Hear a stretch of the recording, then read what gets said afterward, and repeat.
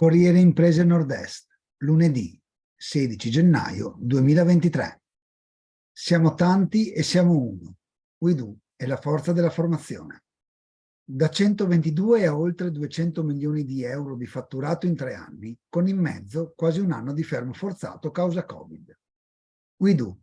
Sono questi i numeri di WeDo Holding, l'azienda nata il 23 ottobre 2019 e nella quale Enza, Eros, Edi ed Elis Doimo, eredi di Ettore Doimo, trasferiscono tutte le loro partecipazioni industriali nel settore mobile arredo.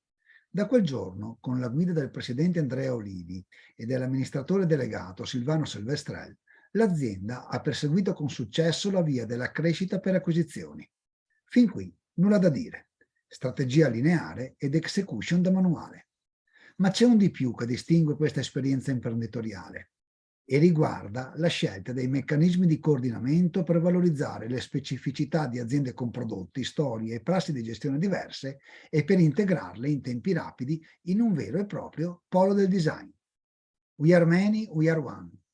La crescita veloce per linee esterne è funzionale alla creazione di una piattaforma di prodotti e servizi per il sustainable living che copre il mondo residenziale, professionale e della sanità, sintetizzata nel claim We are many.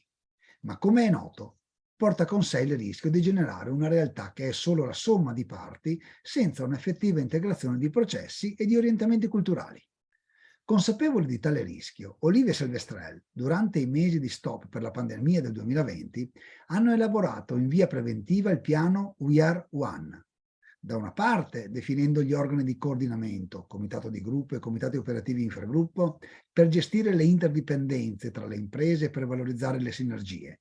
Dall'altra, strutturando le relazioni tra gli organi di linea e gli staff centrali per bilanciare autonomia e delega di responsabilità funzionali ai singoli brand con la diffusione di procedure uniformi per creare un linguaggio comune tra le imprese via via inserite. Anche in termini di organizzazione, WeDo è un caso da manuale. WeShare.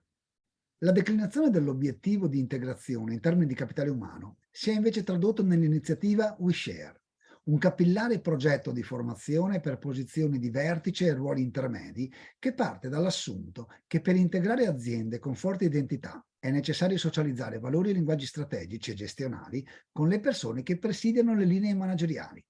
È una via alternativa per realizzare l'engagement. Nomen omen. WeDo per dire noi doimo, ma anche noi facciamo. We are many per dire che valorizziamo le differenze. We are one per dire che vogliamo essere uniti. We share per dire che la condivisione della conoscenza è un valore. A volte le parole pesano davvero come pietre.